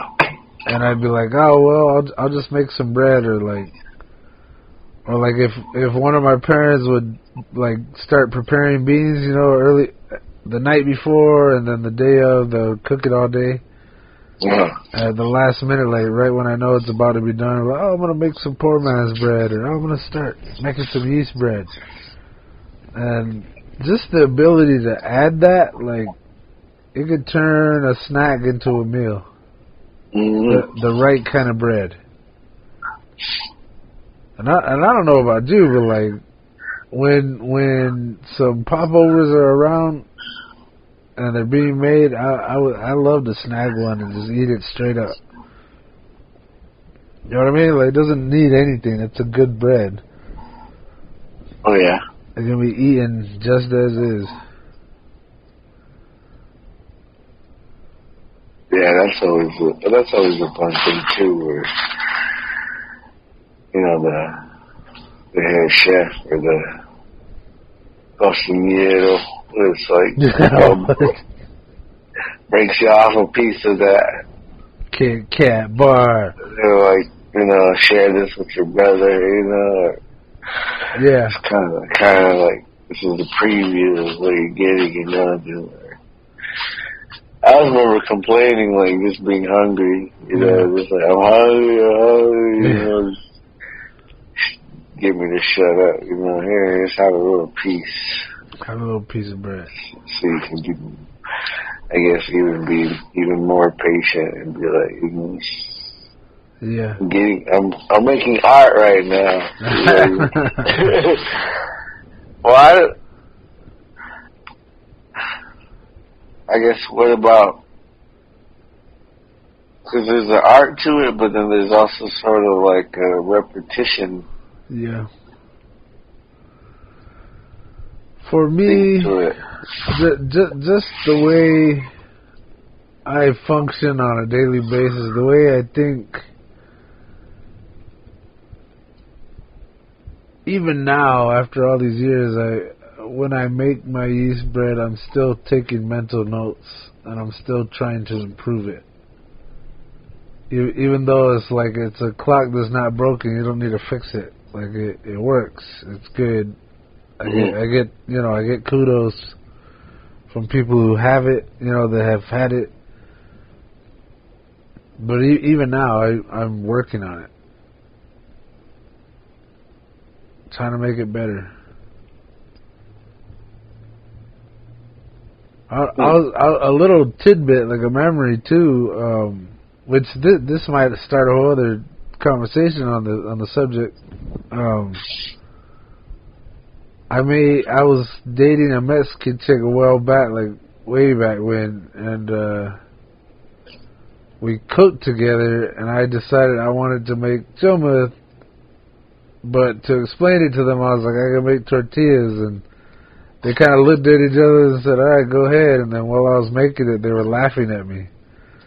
And I asked them what was up, and they're like, "It's woman's work. Like, you're being a woman in the kitchen right now." And I was just laughing, like, no, Just doing my thing. Like I'm a bread maker. Huh. Yeah, I remember we were talking about that in another episode too. Like the maybe stereotypes and gender roles were normally, or not normally, but just it's unusual for a guy to be in the kitchen or baking. But that's old hat now, though, isn't it? I mean, I don't know. Maybe. I don't know. Because like I see a lot of people that are chefs, like, and they almost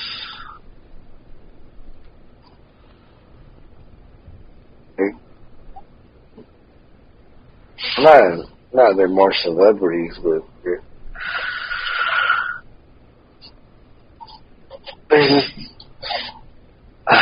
there's a disconnection with the food in some ways where it's just somebody that's just baking because I like to bake. You know, they're not really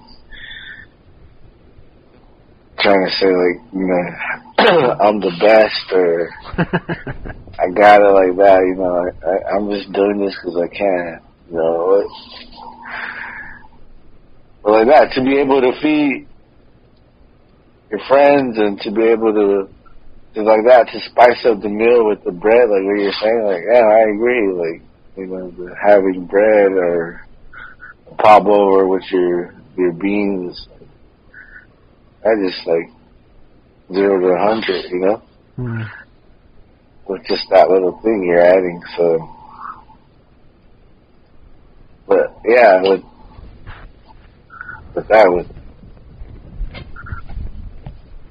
I don't know, it seems like it changes in different cultures where,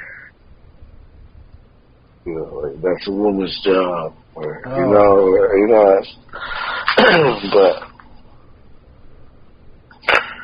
we live in modern times, my man. Yeah, we live in modern exactly. times with that. I think that day of thinking is somewhat forgotten. Maybe. Well, so I always say, like, is it wrong to assume all girls know how to cook? Yeah. Although, but, I don't know. I'm not cooking late. I don't cook as much anymore. Me neither. Well, I cook every day now that I think about it. But not for yourself. Yeah, not for myself so much. Cook for others now as my job. Yeah. And I enjoy my job, and when I've got when I've got the flat top and I got my 2 spatulas and I've got all the ingredients available to me, I take care to make good food. And I cook it the way I would want my food cooked.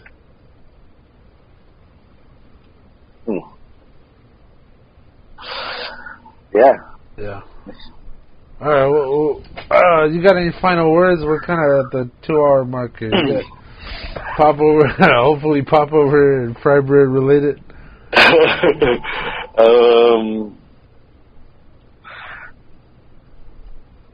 don't. It was a good talk. Yeah. I'll be interested on who is the first, I guess, what is the origin story of the popover? Yeah. Off the land, or but then like trading recipes too, you know that. Yeah. But I would very much like to hear that history, because you brought up commodities, and I was thinking about it earlier about commodities, and like I think I wanted to bring up the big block of cheese, and but I didn't. I was like, I'm not going to bring up commodities, and then you brought it up, and I was like, okay, we're doing it. Mm-hmm. And I'd very much like to know if there is some kind of connection there and tradition or whatever, when that came about. So that was a very interesting part and something I would like to know more about. Mm-hmm. There was one last thing I wanted to mention, but I can't think of it now. Of course. I always think about that scene in Smoke Signals. Yeah, I was gonna bring that up. I wanted to bring that up earlier too. It was I always think of Arlene, you need your dough too much, or Arlene, you use too much water or something like that. Where it was like, oh Mom, why do you make the best fry bread? She said, oh, I don't know if I make the best fry bread. I definitely make a good fry bread, but it isn't all just me. It's the people that eat my fry bread and the suggestions they make, and I try to change it to make it better. And that's when she went through the whole spiel. Arlene, you use your dough too much. Arlene, you put too much flour or whatever. And I think about that when I do make popovers. I wonder how much kneading is too much kneading, and it's all because of that scene. So whenever I'm making popovers, I'm thinking about that scene, and they definitely called it Frybread. Yeah, Frybread power. Frybread power. Yeah, in Smoke Signals. Yeah, Frybread power. Yeah, I don't think they called it a popover. Yeah. All right, Indian taco, Indian fry bread or Indian popover. I thought you were talking about the part where it's like, I have a way to feed you all. Oh, dude, I love that scene. Do it. She's all tearing her magic fry bread. Fry breads in half, and there was 100 Indians and only 50 pieces of fry bread. Yeah. Listen, I have a way to feed you all. She held her popover over her head, and she ripped it in half. There was going to be a fry bread riot. Yeah. That's awesome. I love it. Makes me want to go back and watch it again. All right, people. So that's it. That's the episode. I don't know if we completely covered what needed to be covered or if we stayed on track the whole time, but I definitely enjoyed this conversation. I enjoyed talking about fry bread, and I definitely enjoy eating it. And turns out Sky's been on the hookup this whole time, and he has so much fry bread is coming out of his ears, and he has to hold back so that he doesn't die an earlier death from fucking fry bread. Or popover, sorry, I'm screwing it up. I'm mixing it up already. I didn't know you had it like that, Sky. You're like, oh, I gotta hold back. Like, wow. I'm blessed. Wow. And popovers on popovers. Yeah. And while you were saying that, I was like, well, I kind of got the same thing right in front of me every day that I work. We're shooting out cinnamon sugar fry breads and red chili fry breads. And what's funny is sometimes people will order a red chili, hold the red chili fry bread, so they want just beans and cheese. So I guess I have it like that too, only I gotta pay for it. Or you gotta pay for it. So yes, but it's not the same thing. It is not the same thing, unfortunately. It's damn near close, though. It's close. That's when it's all become just, fry bread, popovers. Yeah. I am curious about that history, though. I hope you ask around. Going. Yeah, I hope you ask around. Yes, it's still going, but I'm talking the beginning. And I hope somebody out there listening is passing on their tradition if they're a practicer, or maybe if they're interested in picking it up, go for it. Learn whatever you can. I definitely think it's a life skill to be able to feed yourself with the ingredients that are sitting around in your kitchen. All right? Yeah. Okay. So everybody, thank you for listening to the Natives in America podcast, and thank you definitely for tuning in to the Reservation Radio Network. Peace. Hit us up. Hit us up. Hit us up. Yeah, any comments, and we'll get back to you as soon as possible, and hopefully by the time you hear this, we're already back in full swing of production. So thanks for tuning in, guys. Peace. There it is.